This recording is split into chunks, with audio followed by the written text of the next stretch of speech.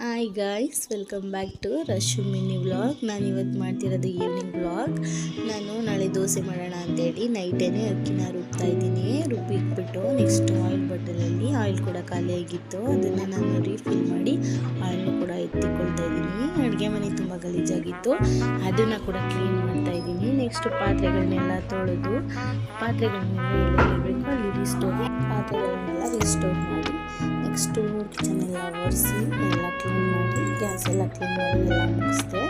Next ಅದಾದಮೇಲೆ ಮನೆ ಕಸ ಎಲ್ಲ ಗುಡಿಸಿ ನೈಟು ಎಲ್ಲ ಕ್ಲೀನ್ ಮಾಡ್ತೀನಿ. ಬಿಕಾಸ್ ಸಾಟರ್ಡೆ ಮಾರ್ನಿಂಗು ನೈಟು ಎಲ್ಲ ಕೆಲಸ ಮುಗಿಸೋದ್ರಿಂದ ಬೆಳಿಗ್ಗೆ ಟಿಫನ್ ಮಾಡೋಕ್ಕೆ ಈಸಿ ಆಗುತ್ತೆ ಅಂತ ಹೇಳಿ ನಾನು ಯಾವಾಗಲೂ ಅಷ್ಟೇ ನೈಟಲ್ಲಿ ಆಲ್ಮೋಸ್ಟ್ ಎಲ್ಲ ಕೆಲಸ ಮುಗಿಸ್ಕೊಂಡಿರ್ತೀನಿ. ಹಾಗೆ ಇದು ದೋಸೆ ಹಿಟ್ಟನ್ನ ನೀವು ರುಬ್ಬಬೇಕಾದ್ರೆ ನೈಟಲ್ಲಿ ಒಂದು ಸ್ಪೂನ್ ಶುಗರ್ನ ಆ್ಯಡ್ ಮಾಡೋದ್ರಿಂದ ದೋಸೆ ತುಂಬ ಕ್ರಿಸ್ಪಿ ಆ್ಯಂಡ್ ಟೇಸ್ಟಿಯಾಗಿ ಬರುತ್ತೆ. ನೀವು ಕೂಡ ಇದನ್ನು ಟ್ರೈ ಮಾಡಿ, ಹೇಗೆ ಬಂದಿತ್ತು ಅಂತ ನಂಗೆ ಕಮೆಂಟ್ ಕೂಡ ಮಾಡಿ. ಹೀಗೆ ಈ ವ್ಲಾಗು ಈವ್ನಿಂಗ್ ವ್ಲಾಗ್ ಈ ಥರ ಇತ್ತು. Thanks for watching, keep supporting guys, bye.